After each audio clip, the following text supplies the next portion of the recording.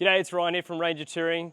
The guys from OPENROAD 4-wheel drive have been kind enough to give me a 270-degree awning. We're going to be fitting it to my mate's Ford Ranger today. Not to throw shade, no pun intended, but it needed a bit of an upgrade in its awning. It's currently just got a little pull-out one. Today we're going to be upgrading to a 270-degree awning, which will provide great coverage around the back. We're doing a full unboxing and a bit of a review, and we'll be showing you just how it works out and about, fitted to the car.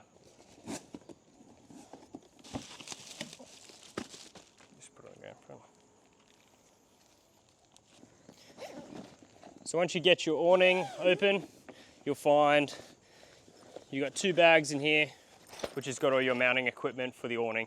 You've also got 3 mounting brackets, which are 28 centimeters in length to match your awning. So we're mounting this on one of the King's tub racks. We're gonna take the shower tent off the side. We're gonna move the rooftop tent over a little bit, and then we're gonna mount the awning on the top of these bars here.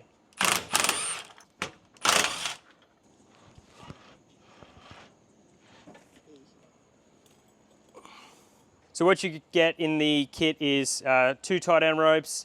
You get the cord that goes for your lights, which are built into the actual railings of the 270-degree awning, which is pretty cool. I'm pretty sure this is the strap that ties it down when you pull it all the way around the outside. You've got 4 pegs. You've got some long bolts if you want to fit it utilizing the bracket system. And then you've got just regular T-bolts to fit it if you're just going to do it the more conventional way, just fixing it straight onto the actual platform itself. And then, as I said earlier, you get 3 really strong brackets. They're quite reinforced, quite solid. They're not too heavy, but I think they're going to have really good strength because we are going to sort of have them on quite a bit of a lever sticking out. We'll see how this goes. So utilizing the short ones, I'm going to put the bolts up through the bottom, the washer on the top, and screw it down. Yup. All right, well that's on. I'm just going to tighten her up.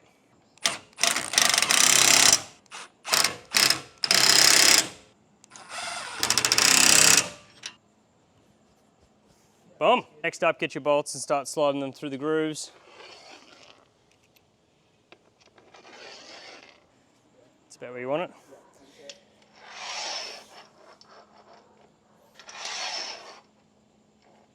So now we've got the 2 brackets up at the moment. There is 3, and we're going to look to maybe install a 3rd one at the end, but we're just going to do it with the 2 for now.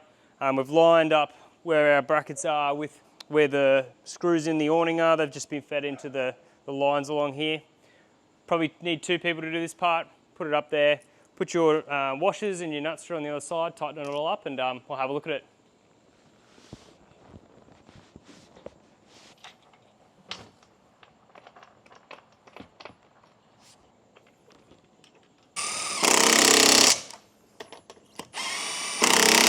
So she's up there nice and tight. We've got to readjust where the rooftop tent's sitting still, but we'll give her a first test.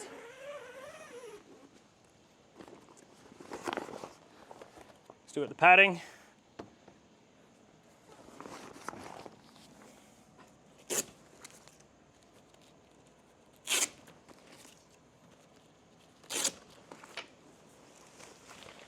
Forward now, walk it round.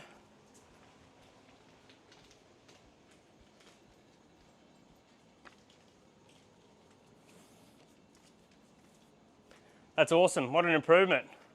Definitely beats the XTM one. Finished setting up the awning and it's gone to night now.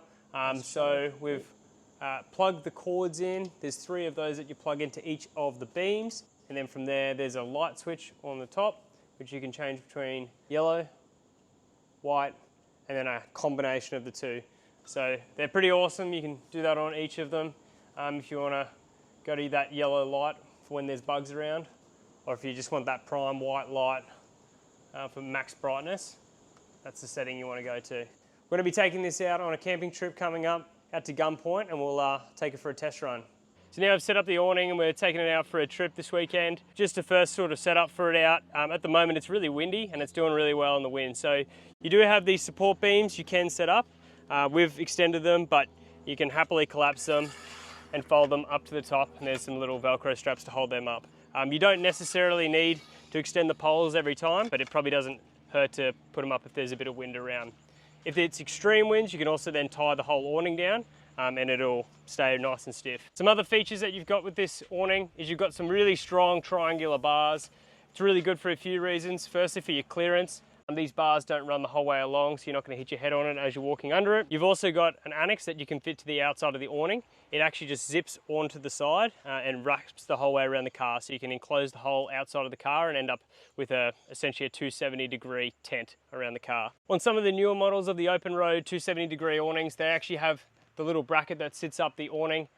So when it's raining, it'll provide a bit of runoff. It'll situate on each of the poles and sit about an inch or two up and run off there. We don't have that model, but still a really good awning itself. So these 270-degree awnings are really good for SUVs. They'll run the whole length along the car, but they also work really well for utes with rooftop tents. So depending on the direction of and which way you're going to fold your rooftop tent out, for instance, this one folds out to the right-hand side, which makes a 270-degree awning perfect for this configuration. If you've got a 180-degree awning, that works really well with a rooftop tent that folds out to the rear like I had on my car.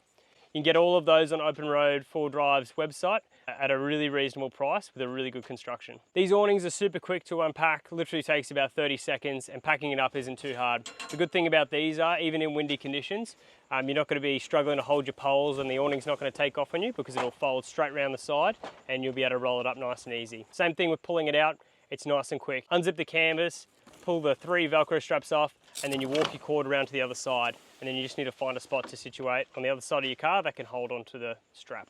So the canvas is really good quality. We haven't had this tested in the rain yet. It's similar again to other really high quality canvases I've had on awnings before. When you install it, it does come with 3 brackets. We utilised 2 in the install video that you would have watched, but afterwards we went and ended up putting the 3rd one on. It's probably just good from that reinforcement side of the house. It is a 25 kilo awning, which in the scheme of 270-degree awnings is actually quite low. It's a lot lighter than some of the Dachi and Bushwhacker ones that you'll find online. But again, it is still a lot of weight to be putting out the side of the car. So definitely recommend utilising all 3 brackets. But I guess the benefit of having a big reinforced awning is you get an excellent amount of shade and the security that it's not going to fall over or blow away in the wind. If you guys are interested in any 4Drive products, specifically a really good range of awnings, jump on the OPENROAD 4Drive website, use promo code Ranger Touring for 10% off on all purchases. Cheers.